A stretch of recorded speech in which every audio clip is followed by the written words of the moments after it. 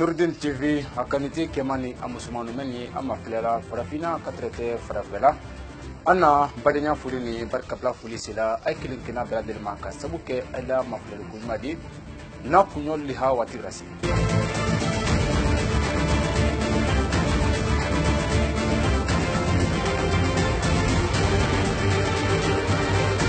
barinu anna kunyoli halado a photo salama dekru memaku association Nurdin Islam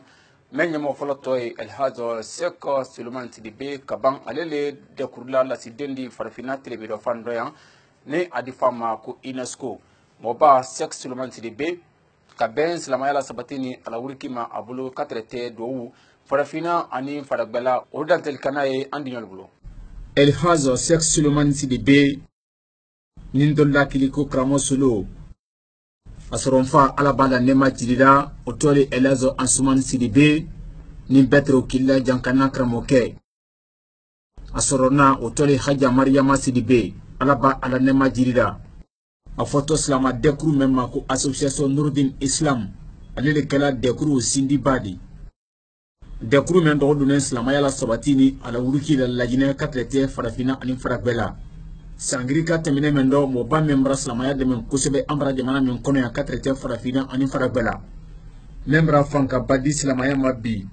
foma sababra Musa Jabido alado Jabido menye akan wati menaka ankunti Muhammadu sallallahu alaihi wasallam ko dasala la jini ala jini nyama wali juni na fotama ku sex Suleiman Sidibe a photo de kurmema ko UNESCO obra aswandi kake ayla la sidendi farafina telebiro fandoya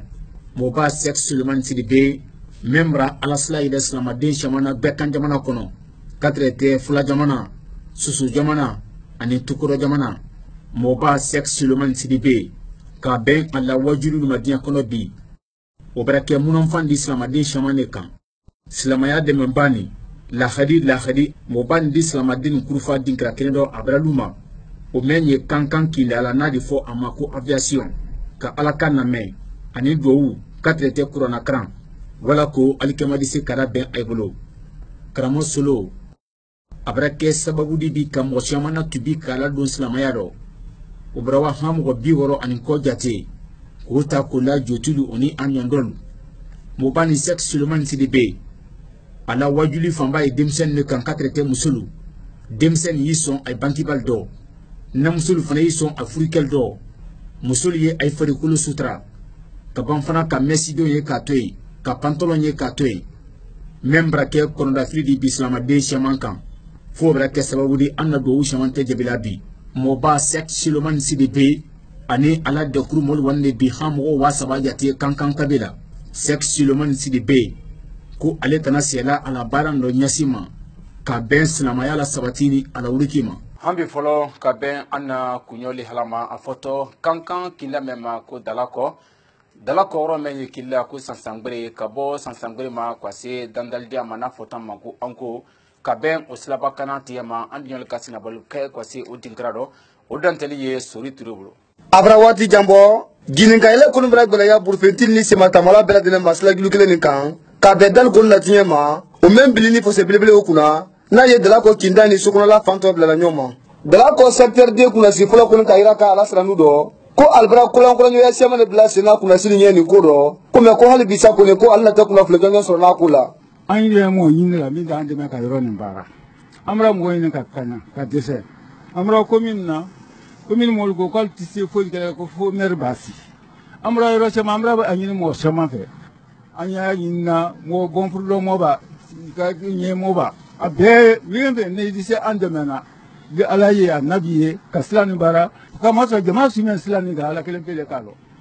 ibilo suwa fe ka jama da ko ura fe na ka mol ko si to laye mo sumen bila de ngal ko na no si ala kelen pele kalo ala ke so bodu ha kamelen do sara wati dan anara bara de ngara ka tinga ke ka balon ka be to se ko ka ta ko bo ko na sara burfen na tien tenen ka bola dal ni ko na tien bara ke slaba kan kasra semane ko sababudi ni arabade semane de fenambra na bono allido ka be ukulma ole akela dala ko kinda siba seman kundra al nison gwanan kan ira ka kuna silla famali ya isa ka ron na dan ne president me kala ron no an men sina da fa an kalo mom di dama me jila kono mutu dama me jila kono men malo ole ka sha banasidi dul ba ke do na turna woro na maladi na ji de kan kono a baara ka bon kati la baara ma a baara ka bon individu baara ma i ɲɛ ka bɔ minɛn tɛ nin na nin ye mais kelen tɛ o kɔ di i ɲɛ ka bɔ minɛn i ɲɛ tɛ don min la nin ye i b'a nɛ bɛɛ bɔ ne ye gwina la i ba mɛnna bɛn ten i ma mɛn fɛnɛ na bɛn i ma fosi kɛ fo k'a baara fanka de don k'a baara lɔɔni de fɛnɛ don lɔɔni baara de fɛnɛ ye parce que remoku min ye tɛmɛna tonnage min ye tɛmɛna i fanga ka bon kojugu i b'a fɔ k'i ka baara bricole baara ma i tɛ to bricole de la i bɛ ko wɛrɛ fɛnɛ na dan i b'a la wuli mɛ ma an ko le yan nin i k'a fɛnɛ kuru yan nin o bɛɛ mɔbili tɛmɛna yan nin aw ko mɔbili tɛmɛna yan nin e ka mɔbili tɛmɛna yan nin u bɛɛ tɛmɛna sira kelen mɛ ne kan a fɔra o ko sira mɛ tiɲɛ o don o san yi k'ale ten ɲama don a rɔ e ko a gbɛlɛman de. sini mɛri kulola sitɔ ala wanen dɔ bɛɛ kan jamana kunnasilu jamana kɔnɔden nu k'a tɛ bɔ yɔrɔmɔ bɛɛ lajɛlen ma bɛɛ lajɛlen dun kan k'i lɔdiya kɛ waati nin na sansila ni kɔni sifali di ma yɛlɛma o mɛna tɔ kɛra sababu di ka ɲininka yɛlɛ la nɔya burufɛnti ni simatamala bɛɛ lajɛlen ɲɛ bɛɛ ko tinda kɔnɔ. badenu ka bɛn bololabaara ma an na kuɲɔgɔli hala dɔ a fɔtɔ bololabaara fɔbu mɛn ma ko nɛdara bɛn o bɛ kɛ denbayati caman de ma bi munna fandi somisɛn ni sukali kɔnɔ an ni yɔrɔ ka senaboliba kɛ ka se o nɛdara bɛnniya dɔ dɔ ɛdinɛ ɲɛ bɛn o dantɛli ma Seku Mohamɛdi Kaba bolo. kabi waati tɛmɛnin nɔ darabɛn kɛni bololabaara le di an benba kɔdɔma ntɛrɛmɛ sila sen na ka bɛn alimunanfanko ma ka traité jamana kɔnɔden ma k'o la ɲama bibi nɔ k'a sabu kɛ denmisɛn na kalabu kɛnɛya di a na la ankililaka yɛlɛmani siyama o kɔni bara don darabɛn nɔ nomoriba bayɔ o ye dalabɛnna le di kankan yan. dira bara an mo ba fɔlɔfɔlɔ an nara min sɔrɔ yan lume an ye nala yan ha bilu ka bolo makati bila bara yelela la développement nala ro dine na hakilila saniyaro ba an ben na rakonna ye malaro anu kan ni gala dam karamina kilengela mafla kela sabakela nani kela lulu kela woro kela sen kela tanfla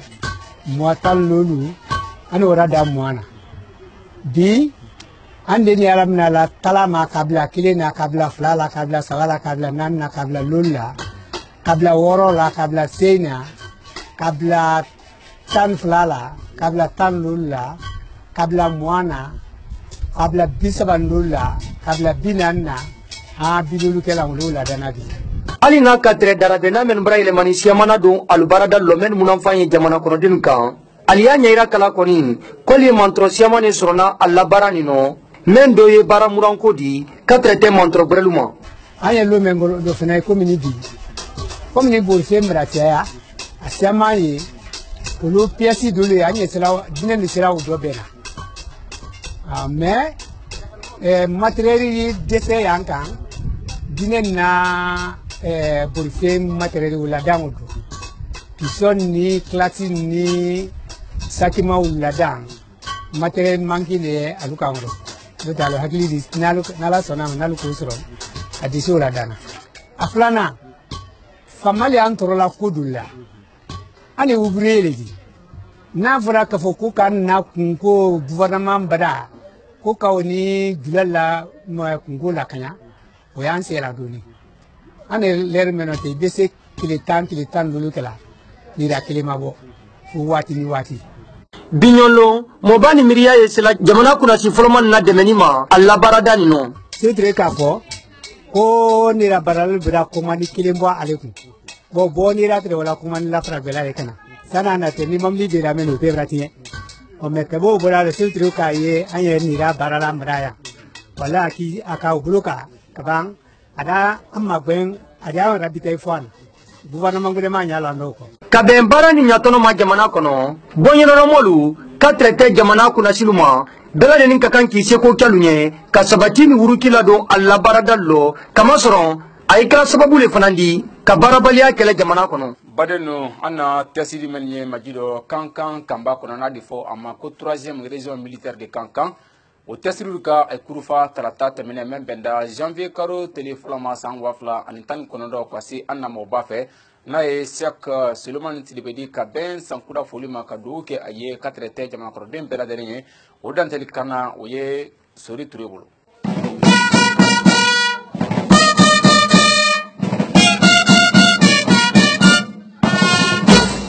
fanfare fondo na wuline fama jini bunyani karama bela denema menkene tesla kamen bulo ka fara kan sungeta ketala kalo mobama dia kabe kun bribolo ale menabi ka betembe ni kambe slamaya sabatini ala wikima arabadin ni nyonte naye el hajja Sheikh Suleiman Sidibedi Allah sankuda kondoni ni o menna wuline teriya ni fabrakani ma o manurdin nyamo folo konto makundo el hajja Sheikh Suleiman Sidibedi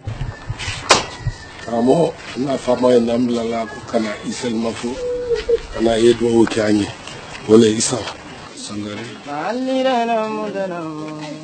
salli ala Muhammad wa ala ali Muhammad sallallahu wa sallam salatu wa ko kila yinema de ala mo kila amin ala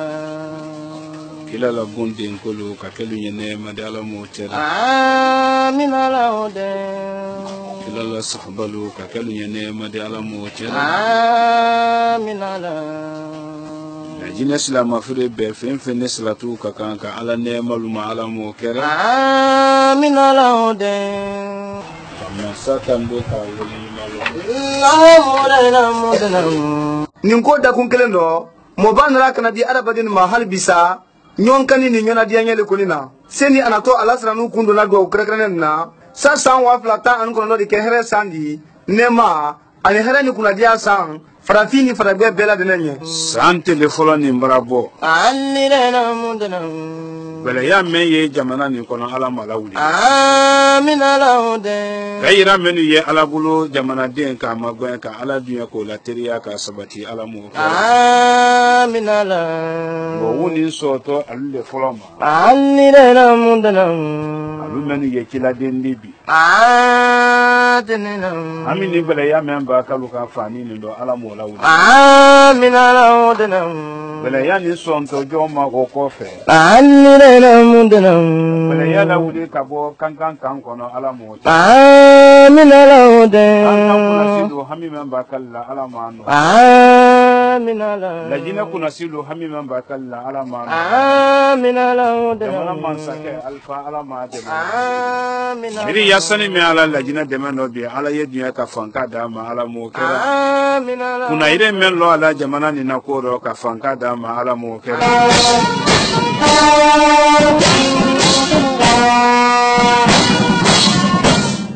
Nurdin TV akanite kemani amusumanu ay mesini wati mena ki nyabe ama hambi folo bulabara dakundo na kunyoli halado afoto bulabara fobu mema ko jindala ben obrake na muso shawan mabi barali membra tono la si ayma andiol ka sinabul bakke ko se o jindala bende alodo o dantel kana adini nyabe oma senke fraye kindale di men ka jankan kan sokon la doni ni ka kinda wota annam so na Aisha kurmadi ale kon do doni dalole la ale do ye banku le barala ka ke fenya to ma siamandi ni wo do ye podi junda sinkonu katre te muso ya muran siamanu ma ado ale na fa siaman so na barani na nye dalole kanti da ko akanyi dina bondo le aditu abra ko me nyamma ka tambila dala kana sinna yo ya fema munan fante bunu ka seda ko me parantin tambulu mkelen pele bo susula mkelen pele bo dona ka baka ansi ka dala mkelen pele wo be kela parantin fay tambulu ali asrona ko seba konte alenye Aisha kuruma kunumra sangrika ke ay barani kan ka blasina abra na fa siaman suraro koni mantro ko filan koni yakabarando ko me hamiya anna wole be ni kodi ko bota anna amba bosi yana fo ambra se bodiya ambra nyagba be ni kodo asarabelema wole hamiya anna bi o flana lo ko le hamiya anna lo so dombra bele ya lo bi kala saba walulu yo wo yiri kasan ka dajeni ni dado mamu atedena ni ka kanka sokon la mafene ida ye ko annam so siaman ko ni ye woldo ne baraburu nen la ka be dimba da ru mesron ko ma